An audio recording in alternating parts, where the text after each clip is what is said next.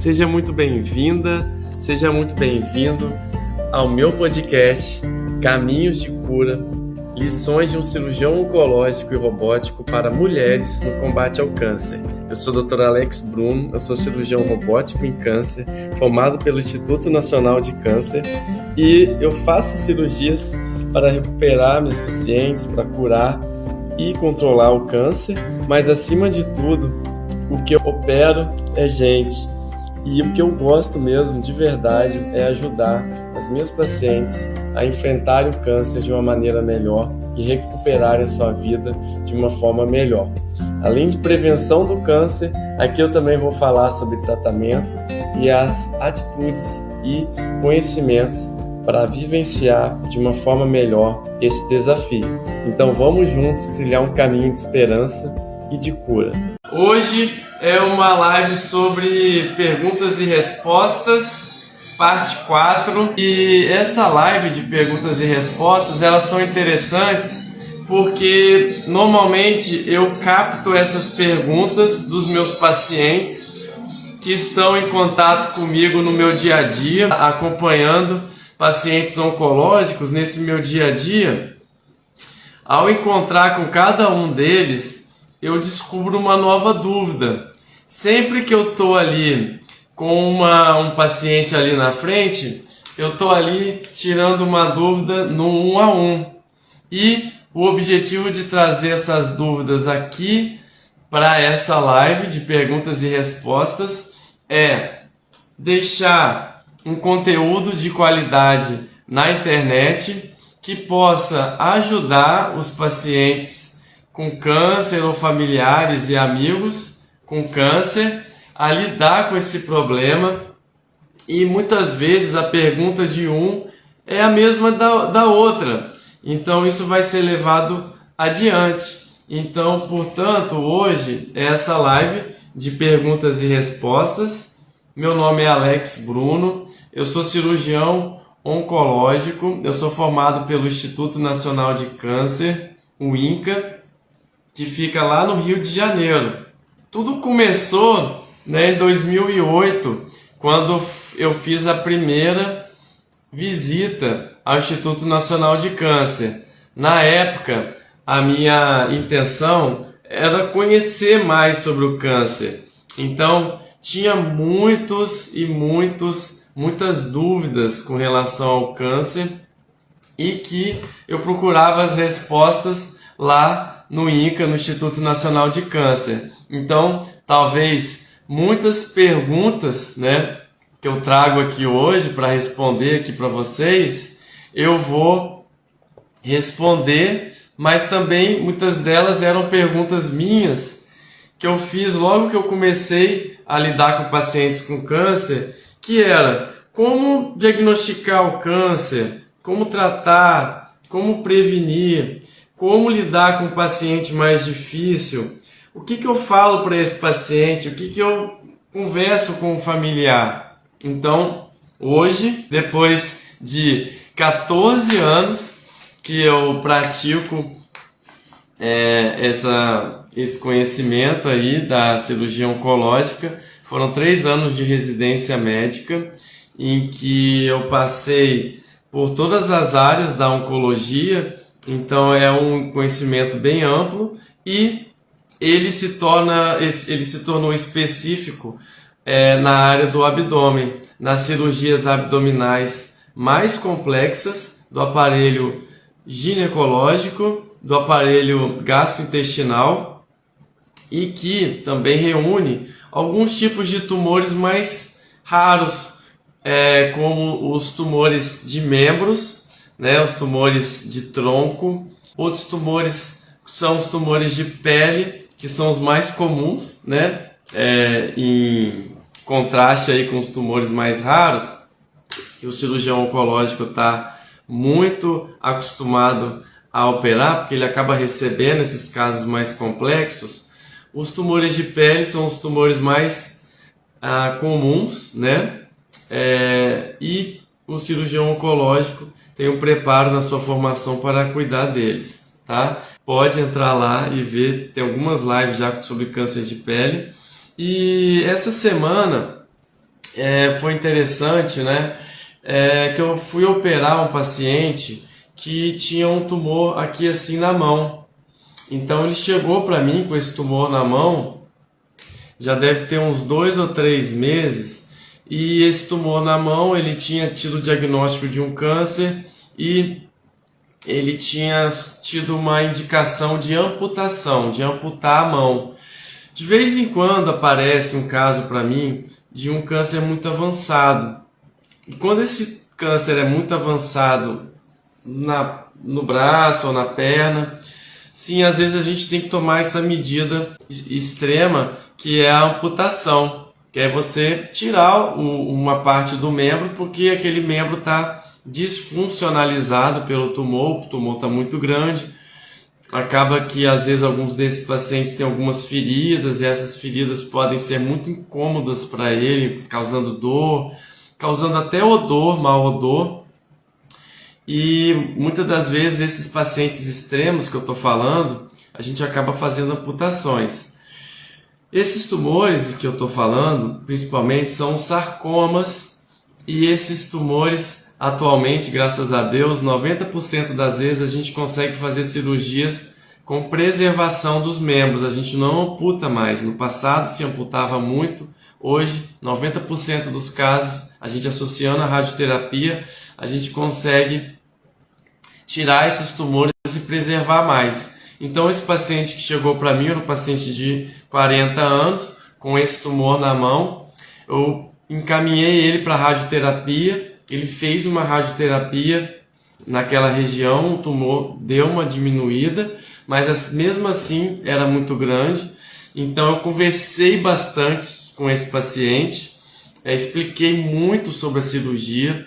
É um tipo de operação que a gente precisa explicar muito bem para o paciente. Ele precisa primeiro entender o câncer, entender por que ele vai fazer aquela cirurgia, para aí sim a gente ir para o próximo passo, que lá na frente vai ser a cirurgia de retirada do tumor. E na segunda-feira, graças a Deus, eu fiz a cirurgia e eu precisei tirar só esse dedinho aqui, não precisou tirar a mão inteira.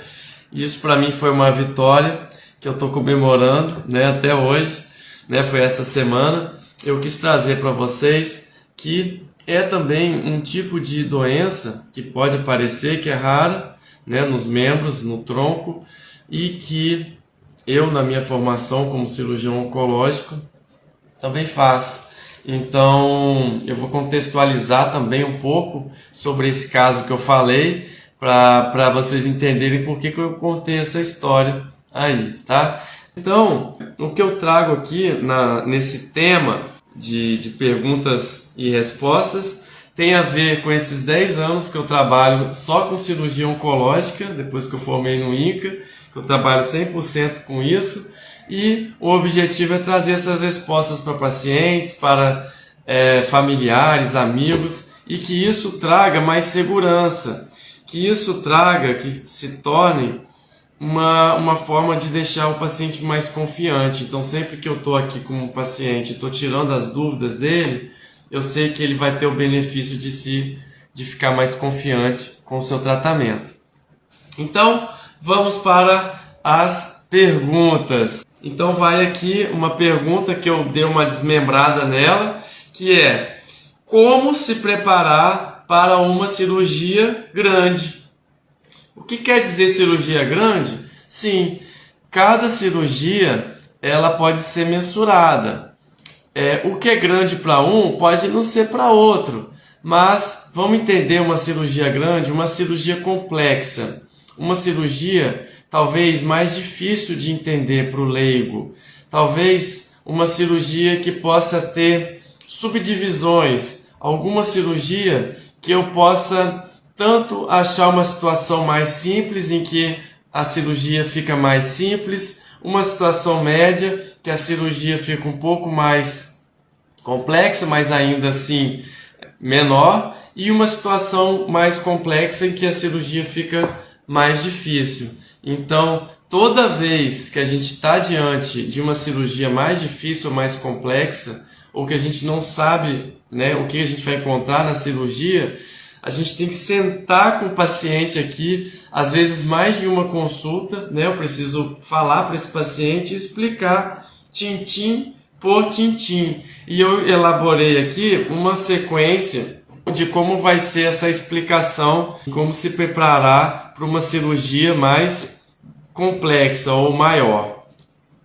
O primeiro passo é basicamente o que eu já havia falado ali desse paciente, né? Com aquele tumor na mão, um tumor grande, complexo, em que eu tenho que explicar para ele e ele vai ter que entender por que ele vai operar. Então, como se preparar para uma cirurgia grande? A pergunta e a resposta vem agora.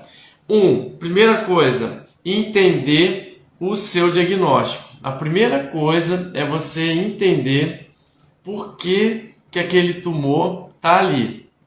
Entender qual é o nome desse tumor. Entender se ele é maligno, se ele é benigno, se ele é um pré-maligno. Isso vai ser importante. Primeiro, entender o seu diagnóstico, entender aonde está o tumor, se ele foi para algum lugar, por que ele está ali, quais são os sintomas, por que daqueles sintomas.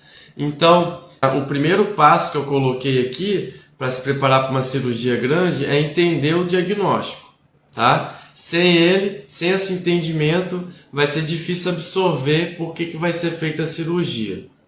Segundo passo é entender por que da cirurgia. Por que é a cirurgia o melhor caminho? Será que é a cirurgia mesmo o melhor caminho? Será que não existe outra saída? Será que não existe uma cirurgia menos radical? Será que existe outra forma de fazer essa cirurgia? Será que a gente pode adiar essa cirurgia? Será que a gente pode esperar, né, eu ir num casamento, ou numa festa, ou numa programação minha para fazer essa cirurgia? Sim. O médico vai ter que te explicar. E a sua pergunta, né, para entender o porquê dessa cirurgia, né, vai ser importante. E tudo isso, essas explicações sobre a operação, elas vão te ajudar a tomar as decisões também. A decisão de operar um paciente, principalmente uma cirurgia mais difícil, mais complexa, ou maior, parte também do entendimento de que o paciente está aceitando de forma consciente, entendendo aquele problema e acreditando nele, nessa solução que é a cirurgia. Terceiro passo para se preparar para uma cirurgia grande é entender como pode ser feita essa cirurgia.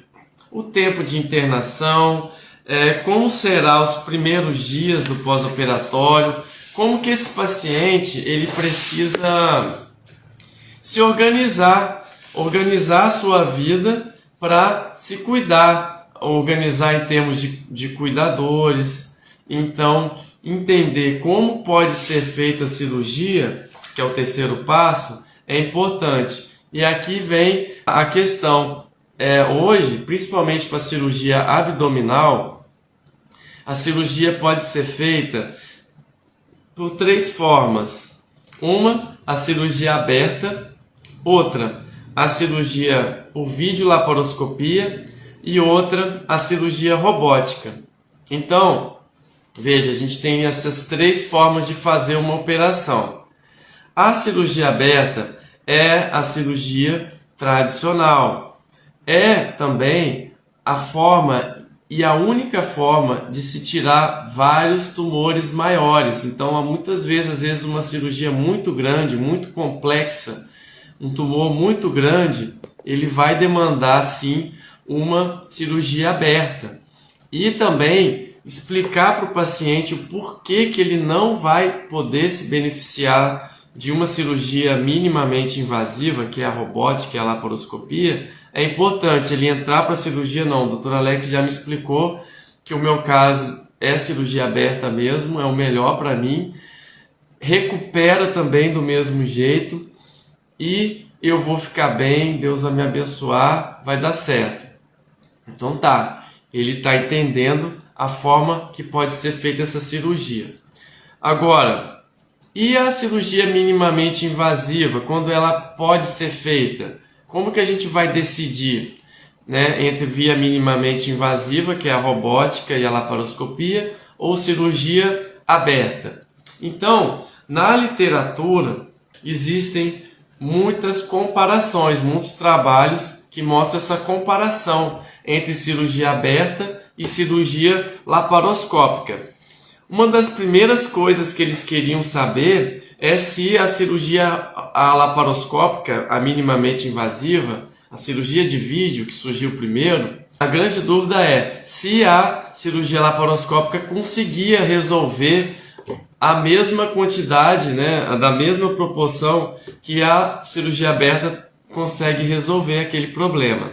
Então, com o passar do tempo, a cirurgia laparoscópica, principalmente na área da oncologia, ela é tão eficiente quanto a cirurgia aberta para resolver um problema oncológico, para resolver um câncer, sem prejudicar a chance de cura. Então, hoje na literatura existem vários trabalhos mostrando que estão equiparados no quesito resolução oncológica. Então, se é feita a cirurgia por via laparoscópica, que é a cirurgia de vídeo com aqueles furinhos, e o paciente se recupera, a chance dele de cura é similar ao paciente da cirurgia aberta com corte. Qual que é a diferença? Sim, a laparoscopia, a via minimamente invasiva, a videolaparoscopia, vai ter um menor tempo de recuperação, menos complicações pós-operatórias, o tempo que a pessoa vai se recuperar até voltar ao trabalho é menor, tem menos complicações, ela é mais estética, porque não tem o corte, tem os furinhos, ela dá menos hérnia e dá menos aderências. Então, já está bem estabelecido essa diferença, em que a vídeo é superior à cirurgia aberta. Então, se a gente for pensar num paciente em que a gente quer que ele recupere mais rápido, quer fazer uma cirurgia mais estética, quer levar esse paciente para um resultado com menor risco de complicações no pós-operatório, como pneumonia, como o tempo que essa pessoa vai permanecer no hospital sendo menor, a chance dele ter complicação é menor também, ele tem menos exposição ao ambiente hospitalar, então tem menos infecção. Então, ponto, não tem discussão. A vídeo, nesse quesito de recuperação e de menor risco, ela é melhor do que a cirurgia aberta, para quem a cirurgia aberta e a laparoscopia ambas são indicadas, né? Agora vem a pergunta, feita aqui para mim no meu consultório muitas vezes. Então, doutor Alex, eu posso fazer a minha cirurgia por aberta? Posso fazer a minha cirurgia por videolaparoscopia? Posso fazer a minha cirurgia por robótica? Me ajuda a decidir aí qual você vai me indicar. Então, agora a gente vai precisar comparar a robótica com a cirurgia por vídeo, né? A videocirurgia. O que a gente sabe é que a robótica ela é uma evolução da videolaparoscopia. Então, a videolaparoscopia ela é muito boa e a videolaparoscopia tem algumas coisas que ela traz um pouco de dificuldade. E a robótica ela vem para solucionar essas dificuldades que a videolaparoscopia tinha.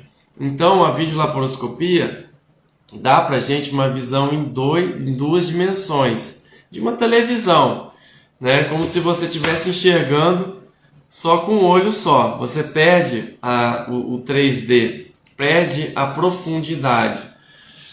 É lógico, a gente consegue fazer a operação, a gente consegue compensar esse efeito de perda da visão 3D que o olho humano tem. E a robótica vem para solucionar esse problema, trazendo a visão em 3 dimensões, porque a gente consegue uma visão binocular, tá? A videolaparoscopia, ela faz os furinhos. Ela é minimamente invasiva, ela é mais estética também. Só que as pinças que a gente introduz no paciente, elas são maleáveis. Elas reproduzem o meu movimento. Ela é mais intuitivo. Então, tudo que eu estou fazendo ali no abdômen, dentro da barriga, naquele ambiente minimamente invasivo com os furinhos, se torna mais delicado, como se eu estivesse ali operando com a minha mão, né? Então isso faz diferença sim. A robótica, ela surgiu mais ou menos, tem aí uns 20 anos, mas ela está sendo cada vez mais aprimorada, né? Nessas últimas 2 décadas aí, 15 anos, 10 anos. No Brasil chegou em 2008, né? O primeiro robô aqui no Brasil, e hoje a gente está com quase 100. E antes, a cirurgia robótica para mim, acompanhando congressos, acompanhando meus professores e mestres da cirurgia robótica, antes mesmo de começar a operar, eu já vi o benefício, já estudava o benefício, mas hoje eu vi o benefício, porque eu já participei de várias cirurgias, eu já pude fazer várias cirurgias robóticas e acompanhar a recuperação desses pacientes da cirurgia robótica. E o que eu trago aqui também tem embasamento com a literatura, que hoje cada vez mais vai se tornando mais rica em comparar laparoscopia com robótica.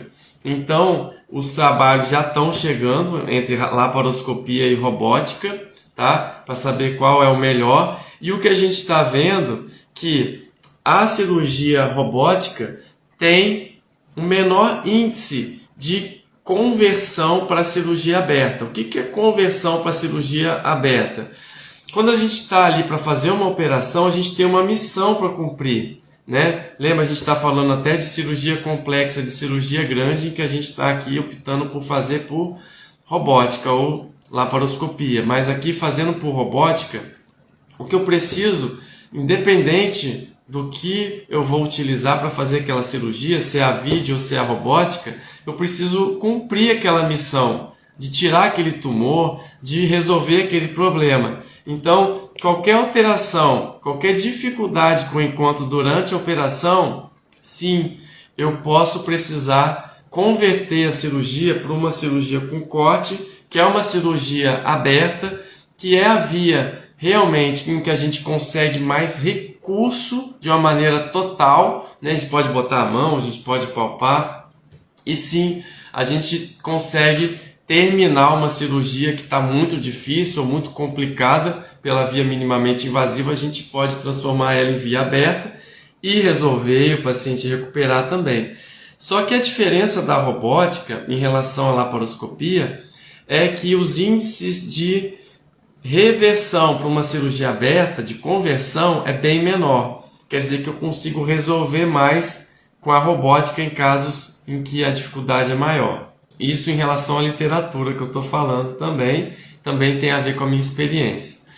Na pelve, em que a pelve é estreita, ela é menor, né? É sabido que a cirurgia robótica, por ser mais delicada, ela consegue preservar mais a inervação. Então ela preserva mais a função sexual e preserva melhor a função urinária.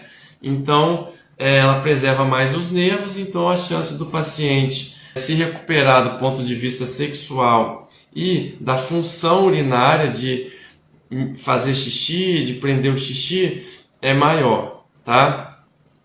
E, né, com esses recursos de movimento na pelve, principalmente para as cirurgias oncológicas, em que eu consigo reproduzir os movimentos da minha mão, visão 3D, existe uma menor taxa de complicação intraoperatória também, em relação à cirurgia de vídeo, tem menos sangramento ainda.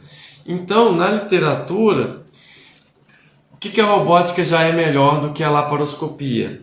Para câncer de próstata, já tem alguns trabalhos mostrando superioridade da robótica. Câncer de endométrio, porque eu consigo estudar melhor os vasos linfáticos, que esse câncer de endométrio ele pode estar espalhado para vasos linfáticos, e com a robótica eu consigo achar a íngua que está alterada por uma técnica de fluorescência, em que eu injeto um material que é fluorescente e o robô consegue me dar essa visão, eu consigo detectar ali a fluorescência, na verdade, né?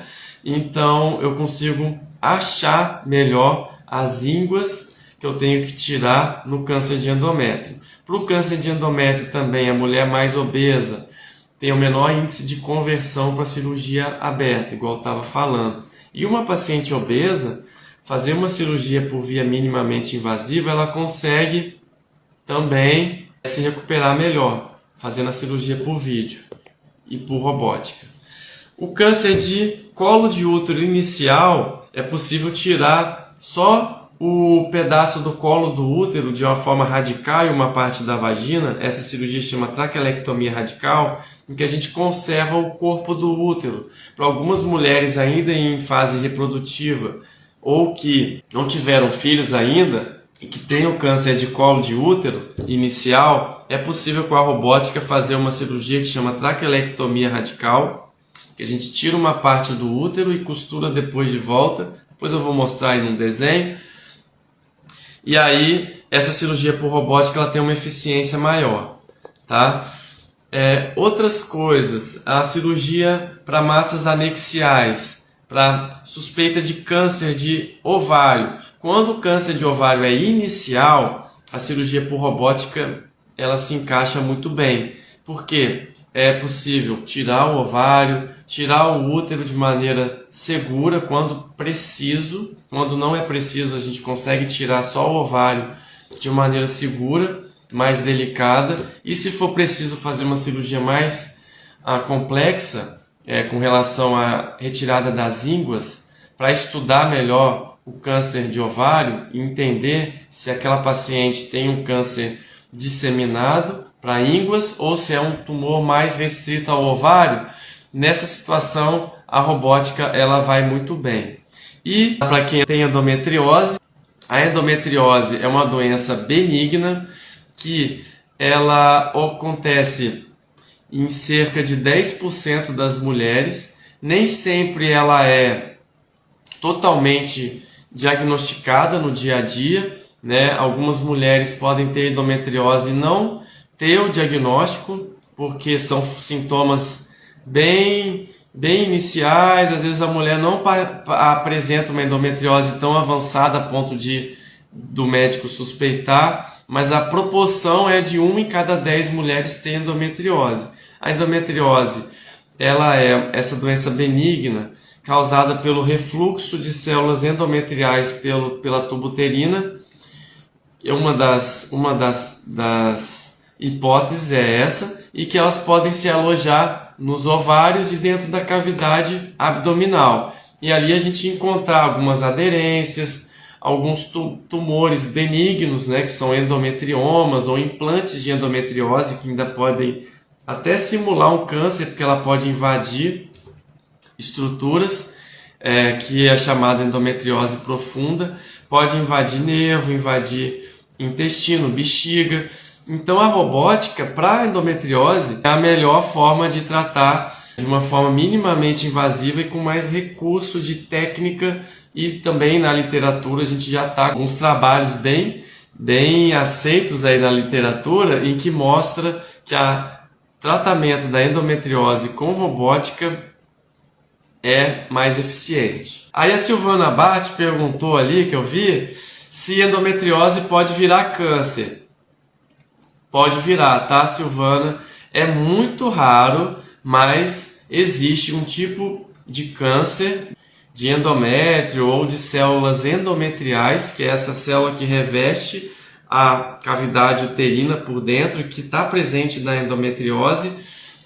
Existe um câncer que ele pode ter origem da endometriose. Então, não é um tumor comum, mas que a gente tem que estar atento para essa fisiopatologia, essa forma de aparecer esse tumor.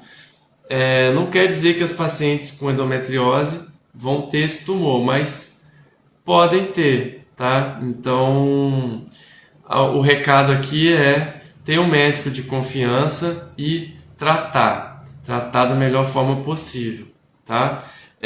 Quando possível por robótica, ótimo. Quando possível por laparoscopia, também ótimo.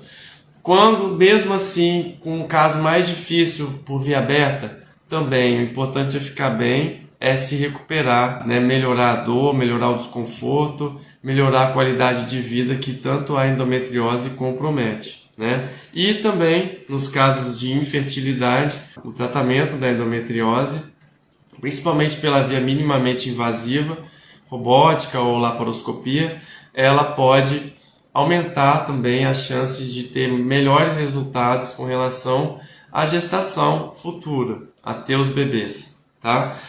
Mesmo com essa dificuldade.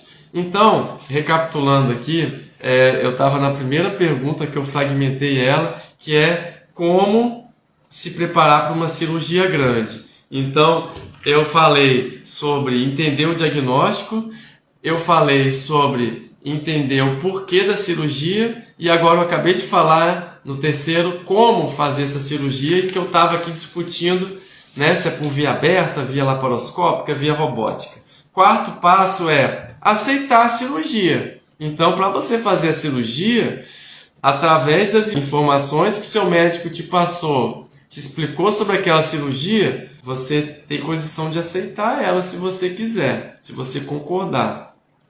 Para você fazer a cirurgia, para você confiar no seu médico, você tem que aceitar todos aqueles passo a passo que ele te passou para você ir lá e fazer essa cirurgia e essa cirurgia ter sucesso. A gente não faz cirurgia nenhuma se o paciente não quiser. Quinto passo. A gente primeiro precisa entender, tá certo, a gente está lá com a cirurgia indicada, você vai fazer a cirurgia, mas antes de fazer a cirurgia a gente precisa fazer alguns exames, esses exames passam pelo risco cirúrgico, avaliação com anestesista, mas passa também como entender o caso como um todo. A gente não pode fazer a cirurgia por fazer ou para fazer mais rápido, né? Um paciente com câncer pode ter essa necessidade de querer operar rápido, de resolver logo. Não, mas a gente precisa primeiro cercar todas as possibilidades para a gente sim chegar no nosso sucesso lá na frente. Então primeiro a gente vai ter que entender o caso como um todo e fazer os exames necessários para isso. A gente vai ter que ter um pouco de paciência então. É sabido também que esse período que a gente para entender o problema oncológico não está relacionado a o câncer piorar ou acontecer algum problema relacionado a isso. Está mais relacionado aos benefícios, sim, em fazer uma cirurgia mais adequada ou um tratamento oncológico mais adequado. Sexto passo é se preparar, parar de beber, parar de fumar, melhorar a nutrição, melhorar algum condicionamento físico, o que puder ser melhorado antes da operação, esse é o momento. Então, direto eu me vejo aqui falando, você tem que parar de fumar, você precisa cuidar mais de você antes da operação, você precisa dar um tempo, dar uma pausa para você melhorar o seu trabalho, por exemplo, para você ficar mais ligado na sua cirurgia, você cuidar mais de você. Você precisa deixar de cuidar de todo mundo para cuidar mais de você nesse momento.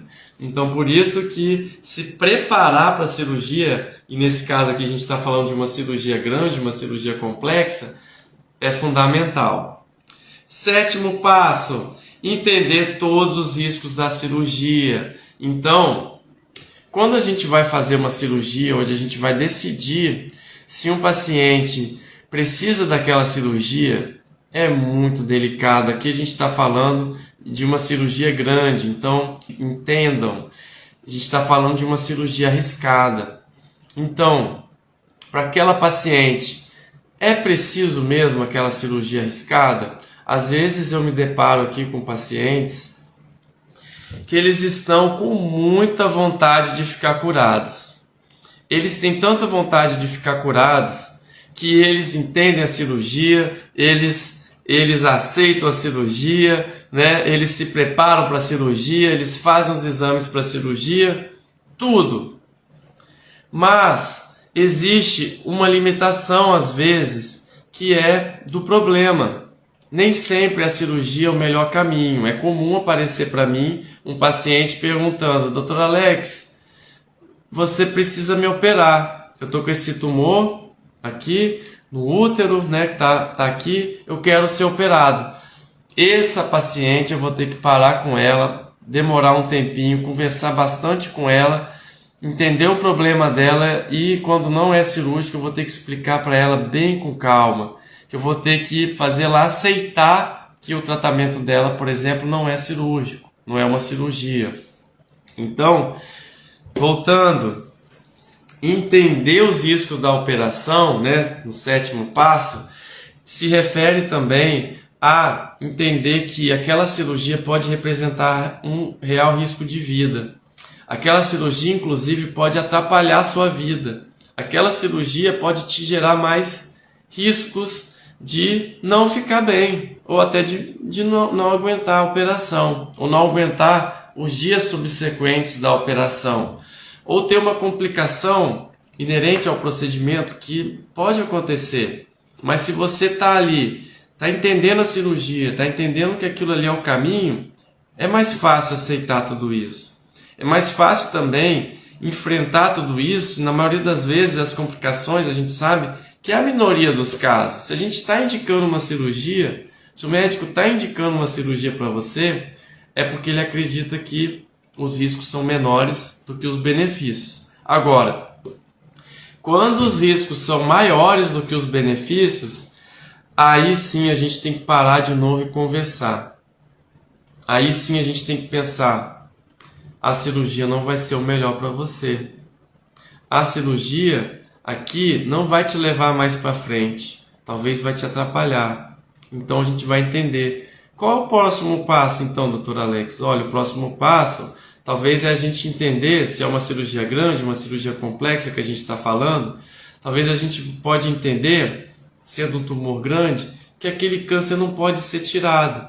Que aquele câncer, a melhor maneira de tratar ele não é tirando ele, é dando remédio, é ajudando de outras formas, é fazendo radioterapia, por exemplo, é fazendo mais um pouco de químio, trocando uma químio. Então, de vez em quando, mesmo fazendo todos os passos, né, e esses passos dando certo e a gente poder indicar uma cirurgia para um paciente, eu tenho que parar aqui com ele e explicar sobre os riscos. E aí aqui a gente pode se deparar para um caso que a gente não vai indicar a cirurgia, tá? Mas prosseguindo, é uma cirurgia que precisa ser feita, os riscos estão adequados e a gente está entendendo, o paciente entendeu as sequelas possíveis, ele entendeu o termo de consentimento informado, que é um termo que a gente escreve isso por escrito, para o paciente ler com calma em casa e trazer as dúvidas depois. Ele entendeu, passou o 7º passo.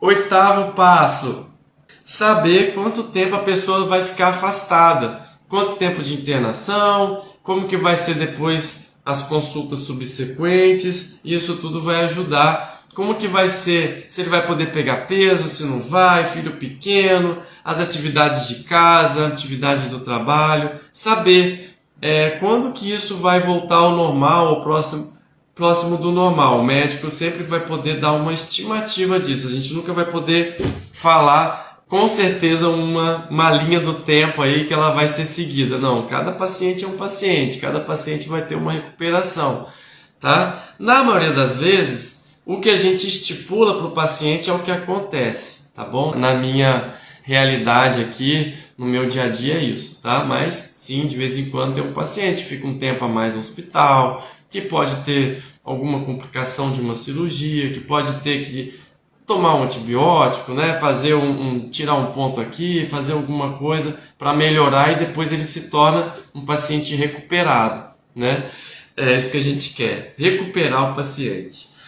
9, reunir todos os seus parentes e as pessoas próximas para ela entender todo o problema também. Então não basta só você entender, os seus parentes e amigos mais próximos que estão cuidando de você também vão ter que entender. Não adianta vir aqui sozinho não, que eu vou mandar você vir com um parente seu, de preferência aquela pessoa mais próxima de você. Eu quero ela aqui comigo sentada aqui na minha frente, que eu vou explicar para ela tudo. Essa pessoa também vai ter as suas perguntas, as suas dúvidas.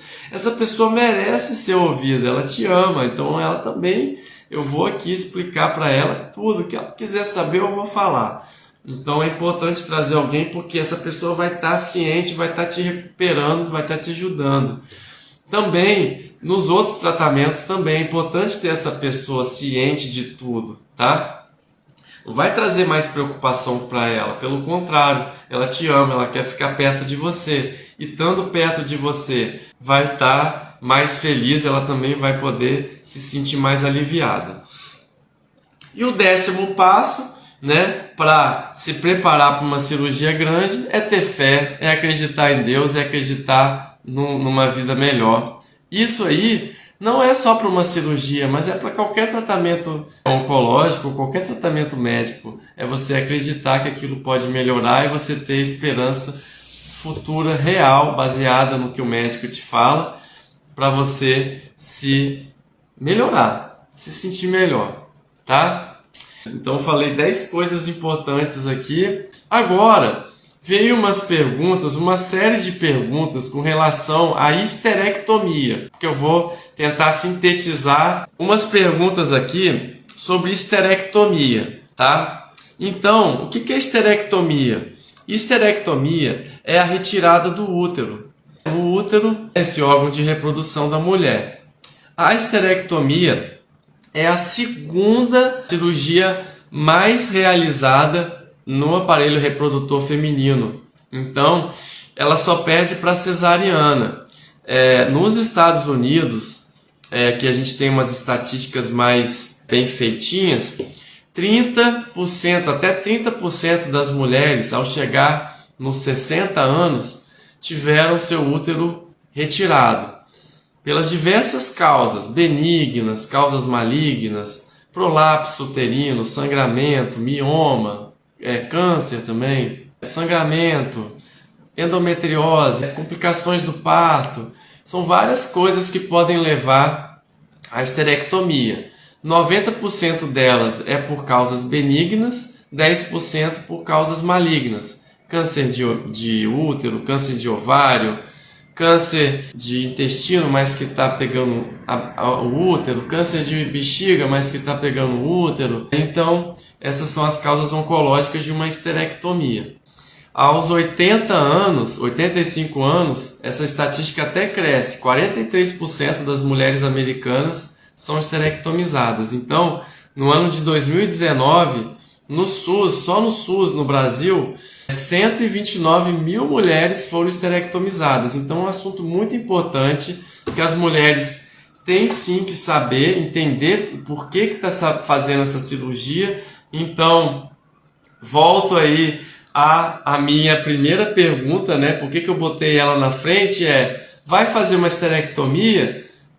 Depois você revisa lá, eu botei lá 10 passos de como você vai entender melhor por que vai fazer essa cirurgia, por como se portar. Pode voltar lá na live e ver. Então, tem que entender, né, por que vai fazer. Mas explicando um pouco melhor o que é histerectomia, né, essa cirurgia tão frequentemente realizada nas mulheres, eu trouxe aqui um desenho. Ó. Vamos ver se vocês vão entender meu desenho. Quer ver? Ó, tá aqui o desenho. Espero que vocês estejam entendendo. Ó, aqui tá o útero, tá? Aqui a gente chama essa parte aqui de colo do útero. Aqui, esse retinho aqui seria a vagina, que é um tubo, né? Um órgão tubular, a vagina, que está conectada aqui com o útero.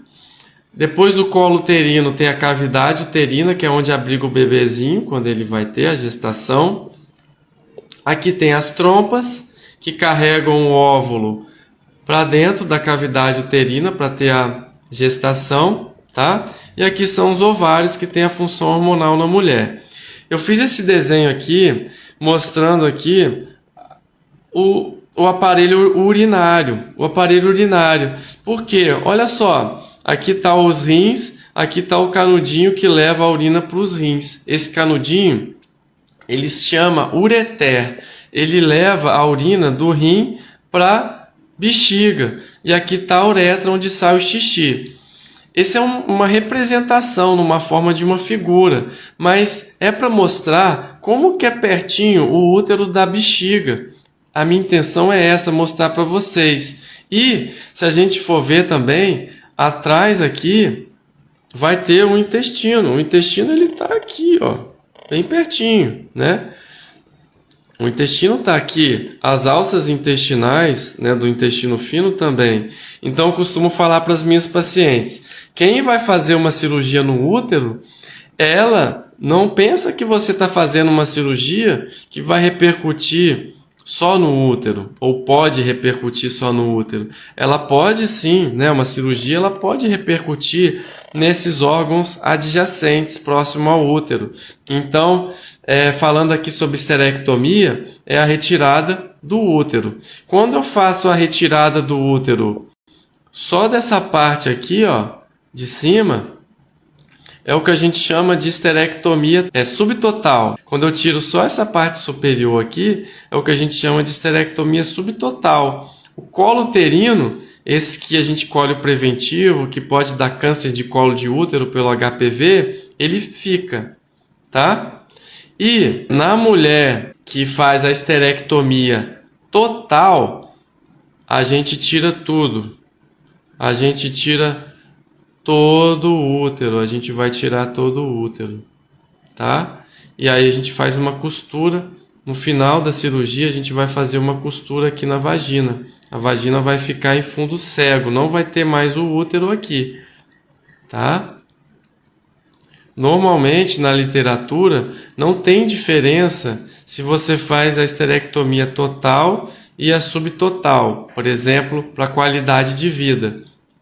E sim, o que é importante para a gente decidir se vai fazer uma cirurgia completa ou subtotal é a patologia, por que vai fazer, a dificuldade da cirurgia. Mas a maioria das cirurgias oncológicas, principalmente para câncer de ovário e câncer de endométrio, que abriga tumor dentro aqui, normalmente essas cirurgias a gente faz uma esterectomia total, quando a gente tem um tumor ou no ovário ou no endométrio, ou quando é um câncer de colo bem pequenininho, a gente faz uma cirurgia que a gente tira só o útero, Tá? Eu espero que vocês estejam entendendo a minha explicação. E a cirurgia da histerectomia radical, que é para quando a gente tem um tumor de colo de útero maior, né, em que está restrito ao útero ainda, em que eu preciso curar essa paciente, ela não quer ter filhos mais, ela já teve seus filhos, é a histerectomia radical, em que a gente tira o útero e tira essa região que a gente chama de paramétrio, que é uma raiz. É como se a gente quisesse tirar o mal pela raiz. A gente precisa tirar o útero de uma forma que pode ser tanto mais radical, tirar mais tecido, como pode ser menos radical, vai depender do tamanho do tumor. E essa histerectomia radical tira uma parte da vagina, então tem que dar uma margem, que a gente chama de margem de segurança, para a gente conseguir tirar esse tumor com a raiz. Para as mulheres que não tiveram filhos ainda, a traquelectomia radical é possível quando a gente tira essa região toda, né, nessa mulher que é desejosa para ter mais filhos, que tem um tumor menor no colo do útero, que é passível dessa cirurgia, existem indicações bem precisas, é possível tirar, principalmente por cirurgia robótica, essa parte aqui e costurar essa nessa. Essa cirurgia chama traquelectomia radical. O que eu quero mostrar aqui com isso, com esse desenho, é que essa cirurgia mais radical, a histerectomia radical, ela mexe um pouco mais na inervação da bexiga e por isso ela vai dar mais repercussão urinária. Ela tem mais risco de retenção urinária, tem mais risco de fístula urinária, que é quando tem algum furinho ou alguma área que passa a vazar urina para a vagina, ou bexiga, algum furinho vai para a vagina, chama fístula. Isso a gente precisa cuidar depois, às vezes precisa reoperar, às vezes precisa ficar um tempo de sonda. Então, é uma das complicações de uma cirurgia de histerectomia radical, que pode acontecer na histerectomia total, né, uma cirurgia menor, mas é mais raro. É mais raro de uma histerectomia total ter alguma fístula, algum furinho aqui e causar algum vazamento de urina, né, por exemplo, para a vagina que tem que ser corrigido, e também essa lesão dos nervos na esterectomia total, ela é menos comum, tá bom? Depois dessa explicação que eu dei para vocês, eu vou voltar aqui e falar mais um pouco. Espero que vocês tenham entendido alguma coisa sobre esterectomia. Então, as perguntas foram aqui. Por que quem faz esterectomia tem que fazer preventivo, né? Se tirou o colo do útero, quem faz esterectomia total. Quem faz esterectomia total para câncer de colo de útero por HPV tem que continuar fazendo preventivo, porque o HPV ele causa mais comumente o câncer no colo do útero, tá certo? Mas ele ainda pode, em menor escala, dar origem a um novo tumor na vagina, lá no fundinho, lá em cima da vagina. E quando a gente colhe o preventivo, a gente olha lá em cima, a gente vê. O exame de preventivo não é só uma coleta, também passa do médico ir lá com o espéculo e olhar lá dentro, ver o que está acontecendo, fazer exame de toque, o nosso dedinho aqui com o tempo. Então, desde lá do Inca, né, que eu comecei lá.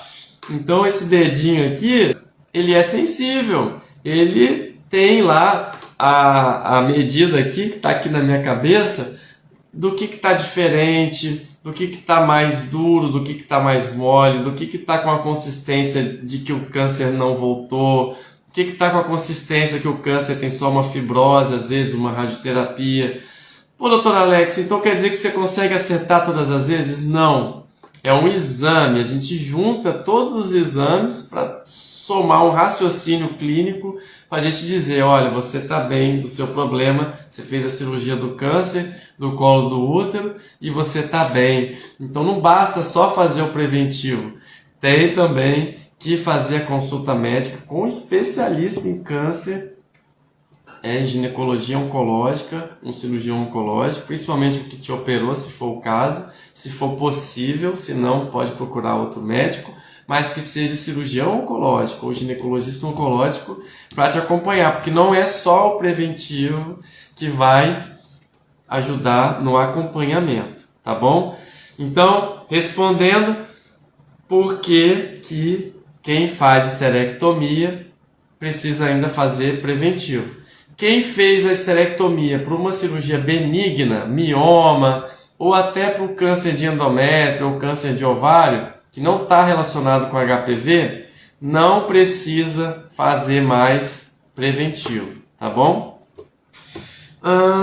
Quem fez esterectomia tem mais risco de ter infecção urinária ou tem mais perda urinária? Essa é uma pergunta que é um pouco complexa, porque ela meio que coloca todo mundo no mesmo saco. Então coloca todo mundo que fez.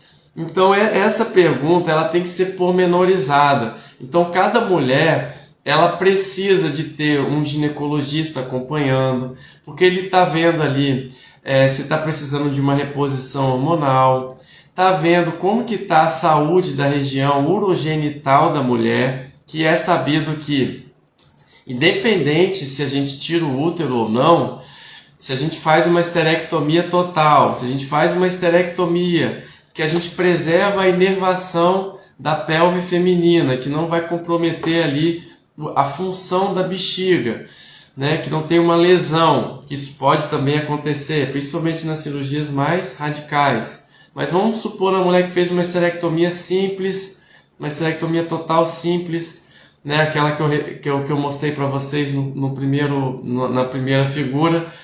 Essa paciente ela vai envelhecer, ela vai ter uma queda do estrogênio com o passar do tempo, então ela vai sofrer da síndrome urogenital, por exemplo, da queda do estrogênio, ela vai sofrer com enfraquecimento da pelve, do assoalho pélvico, da musculatura pélvica que prende ali e sustenta, né, os órgãos da pelve, sustentam a bexiga inclusive. Então é sim fato que com o tempo a mulher pode precisar de ajuda nessa situação. Então, às vezes uma reposição hormonal, às vezes uma laser terapia, uma radiofrequência, a fisioterapia pélvica, um contato com um ginecologista que entende desse assunto, uma reposição hormonal segura para quem precisa. Isso tudo vai evitar o paciente de perder urina sem querer. A esterectomia está relacionada diretamente? Na literatura é um pouco controverso, tá? Não é um consenso, até porque então é difícil fazer estudos, porque você vê, cada paciente é de um jeito, tá bom? Mas o que eu digo para vocês é que sim, quando você faz a esterectomia, você está modificando a anatomia da pelve. Você pode sim, em algum grau, estar prejudicando isso. Mas a gente não pode dizer que é só a esterectomia que está causando e que não tem mais jeito. Porque depois que você faz a esterectomia, não tem como voltar o útero lá. Mas depois que você descobre que essa perda urinária, né, quando faz esforço, quando tosse, quando ri, quando pega um peso, essa perda urinária sem querer, ela também tem a ver com envelhecimento e ela tem tratamento, tem recurso hoje para melhorar. Então é isso que eu queria dizer. Corre atrás que você pode melhorar disso.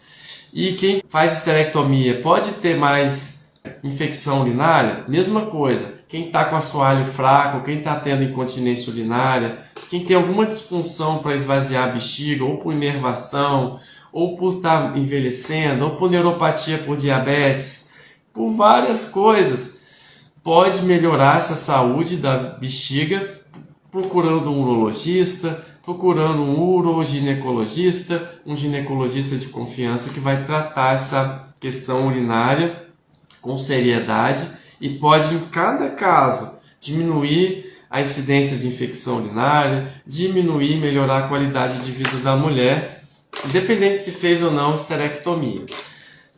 Quem fez tratamento de câncer para colo de útero pelo HPV, qual o benefício da vacina?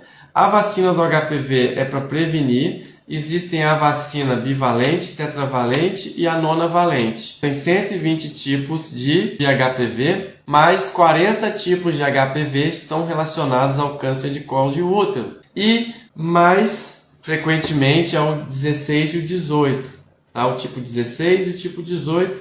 E a vacina quadrivalente e a vacina nonavalente, elas cobrem mais esses vírus, os mais frequentes, e também previnem câncer de laringe, câncer de ânus, câncer de esôfago, câncer de pênis, câncer de vulva. Tudo que está ligado ao HPV ele vai prevenir.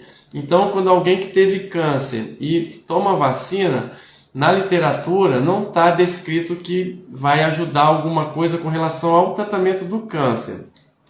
Mas já se sabe que a vacina aumenta a imunidade. De alguma maneira, esse aumento da imunidade pode ajudar, sim. E também previne os outros tipos de HPV da pessoa contrair. Então, normalmente a gente acaba indicando fazer a vacinação, tá? Para quem faz tratamento de câncer de colo de útero e se interessa por fazer a vacinação. A vacinação ela é dada no posto de saúde, que tem campanhas de vacinação. As mulheres de risco para ter câncer de colo de útero, elas podem tomar pelo posto também até os 45 anos, que são mulheres transplantadas, mulheres que têm HIV, ou mulheres que têm alguma doença autoimune que tem que fazer imunossupressor, mulheres que fizeram algum tratamento oncológico sem ser câncer de colo de útero, que tem alguma baixa da imunidade, mulher que fez radioterapia, fez tratamento de leucemia. Então, normalmente essas pacientes são consideradas o grupo de risco para HPV, porque diminui a imunidade. Então, essas mulheres têm direito, pelo SUS, de tomar a vacina no esquema completo. E também, no sistema privado, é mais amplo, é mais fácil de também ter acesso àquela mulher que deseja. E, importante, fazer o acompanhamento com o ginecologista, para ele te indicar, te explicar ao seu médico, para você tomar a vacina com maior consciência, tá bom? Quem fez bracterapia, que é uma radioterapia localizada na vagina, depois de tirar o útero, pode ter alguma sequela? Outra pergunta aqui. Pode ter a radioterapia localizada lá embaixo na vagina, na cúpula vaginal, onde costurou ali, né? Essa radioterapia, ela vai causar alguns sintomas locais. Ela pode estenosar a vagina, ela pode deixar a parede da vagina mais fininha, então a paciente pode ter dificuldade para ter relação. Então ela vai ter que usar mais lubrificante, ela vai ter que usar algum hidratante vaginal, ela vai ter que usar alguma reposição hormonal tópica de estrogênio vaginal, que ou pode fazer laser terapia ou radiofrequência lá embaixo na vagina para aumentar a vascularização, para melhorar esse problema. Pode alterar um pouco a parte urinária também. Pode causar alguma fístula, que é quando existe a comunicação da bexiga com o útero, né? Eu mostrei aqui o meu desenho, né? Olha como é que a vagina e o útero tá pertinho da bexiga, essa bola aqui que eu desenhei, tá muito perto. Então a sequela possível de uma braquiterapia, que, lembrando, é um tratamento para curar, para tratar, para fazer a paciente ficar bem, sim, ela pode trazer algumas sequelas. Essas sequelas são tratáveis, podem ser acompanhadas. Toda mulher que faz braquiterapia tem que ter atenção aos exercícios. Se ela tem atividade sexual e ela mantém atividade sexual, isso ajuda para a vagina não ir fechando, porque ela pode, por processo cicatricial, ir fechando. E a mulher que não tem relação sexual, ela pode comprar alguns moldes, algumas formas dela fazer um exercício para ela introduzir ali próteses, né, que são mensuradas. Não é nada coisa para forçar a mulher, mas é simplesmente para manter o pertuito ali. E o profissional, principalmente o fisioterapeuta pélvico, eu agradeço muito a presença de vocês. Fiquem com Deus e até mais!